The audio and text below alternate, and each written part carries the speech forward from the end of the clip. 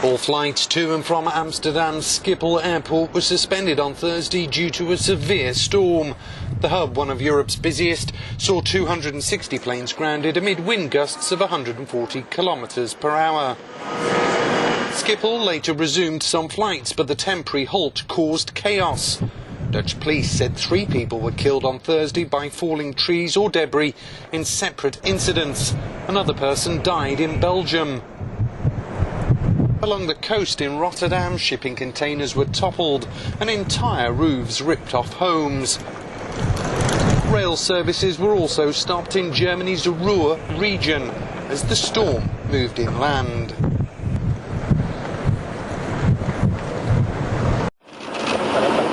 Pursuing his trip to Latin America, Pope Francis has arrived in Peru.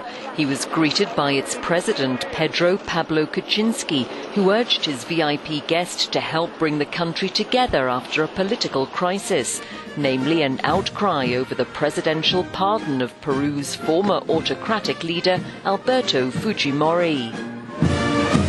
Tens of thousands greeted the Pope on the streets of Lima.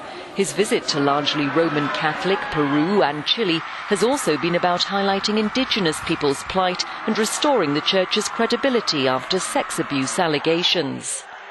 Pray for me, don't forget. Thank you very much, he said, after blessing the crowd.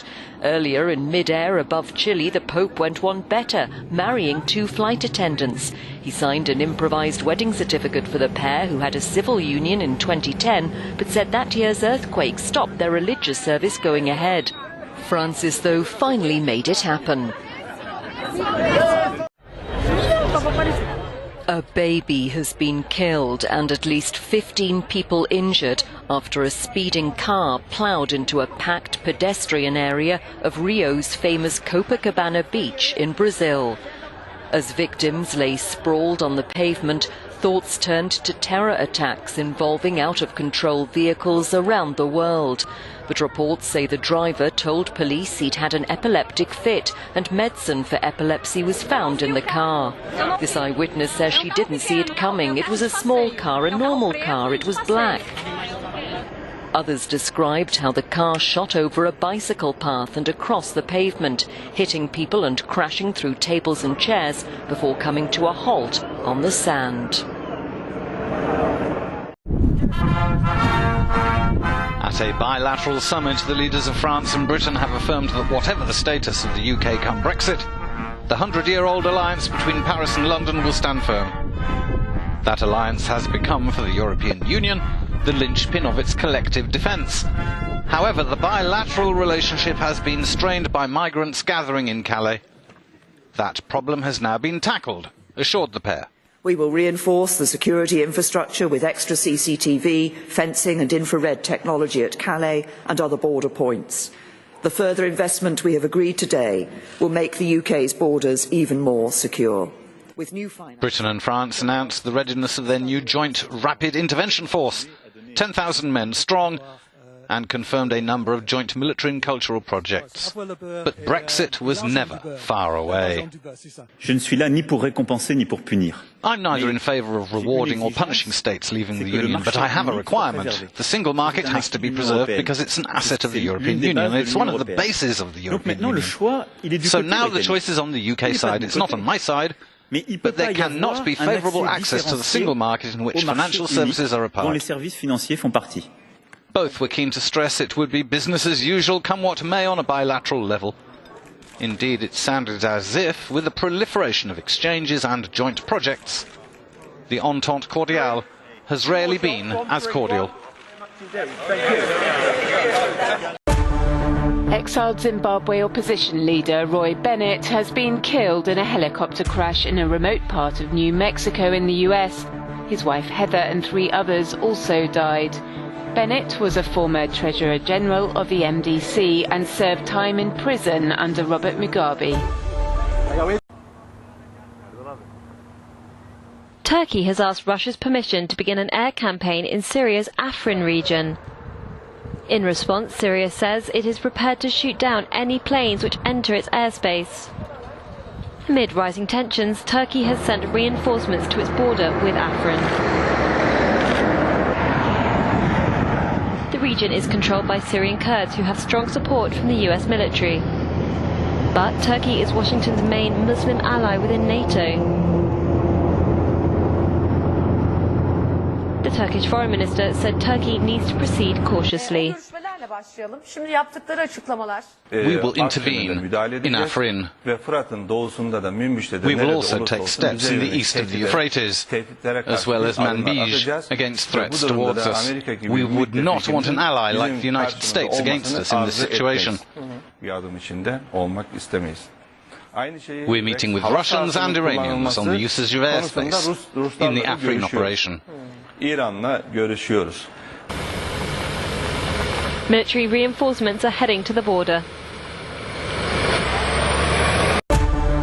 In a world first, a drone has rescued 2 swimmers off the Australian coast. The teens were caught in a riptide in heavy seas north of Sydney when lifeguards were alerted to their plight. They piloted the drone to the swimmers and dropped a flotation device, enabling the pair to swim to safety. Sexual harassment and assault is flourishing in United Nations offices around the world, with victims afraid to come forward and the accused rarely punished. In a story published by the British newspaper The Guardian, 15 employees said they'd experienced or reported sexual harassment or assault within the past 5 years. The UN conceded that underreporting is a concern, but said Secretary-General Antonio Guterres has prioritised addressing sexual harassment and upholding the zero-tolerance policy. Last year saw 31 new cases alleging sexual abuse or exploitation by United Nations personnel, nearly half of which involved the UN Refugee Agency.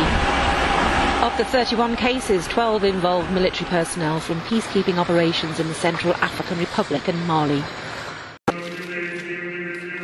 Millions of Russians have been celebrating Epiphany in the Orthodox Christian calendar. In Moscow's Cathedral of Christ the Saviour, the Russian Patriarch led a service to honor the birth and baptism of Jesus. During the ceremony, he blessed water which was distributed among the faithful, a tradition considered holy and pure. Many others, however, choose a more rigorous test to mark the occasion. In Russia's Sakha Republic, traditional celebrations consist of carving crosses and crucifix-shaped structures out of ice, ideal preparation for an extremely cleansing dip. But with temperatures down to minus 50 degrees Celsius, the interim head of Russia's Emergency Situation Ministry says safety is paramount. We tell people not to spend more than 3 minutes in the water. There's a risk of hypothermia.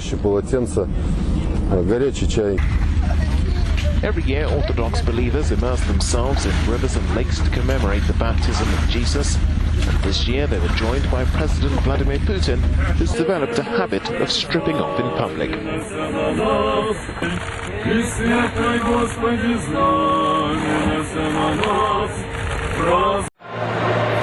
With the clock ticking on a potential US government shutdown, President Trump has weighed in, blaming Democrats for the deadlock on Capitol Hill as they seek key concessions on immigration. We have a big immigration problem. You see what's happening. The Democrats want to see a shutdown to get off the subject. A stopgap bill to avoid a funding freeze passed the House of Representatives on Thursday, but it faces an uncertain future in the Senate, with even senior Republicans calling for a deal on immigration. There's a time to fight, and there's a time to deal. It is now time to deal. Congress has so far failed to pass a long-term funding bill because of a battle over how to protect so-called dreamers, young people who entered the US illegally as children. Disagreement on that and a host of other issues means Friday's deadline is likely to go to the wire. The couple accused of imprisoning and torturing their children at this home in California have pleaded not guilty to all charges against them. It comes after prosecutors claimed the 13 siblings were chained for weeks or even months at a time, allowed to shower only once or twice a year and given little food. All the victims were and are severely malnourished. Specifically, severe caloric malnutrition associated with muscle wasting. To give you an example, one of the children at age 12 is the weight of an average 7-year-old. The 29-year-old female victim weighs 82 pounds. David Turpin and his wife Louise each face 94 years in prison if convicted on more than 24 charges, including torture, child abuse and false imprisonment.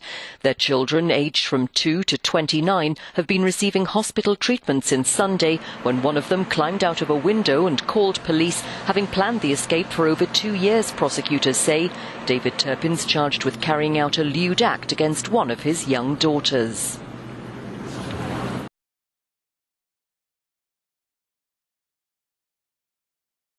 Ora nós está e Deporte CBA.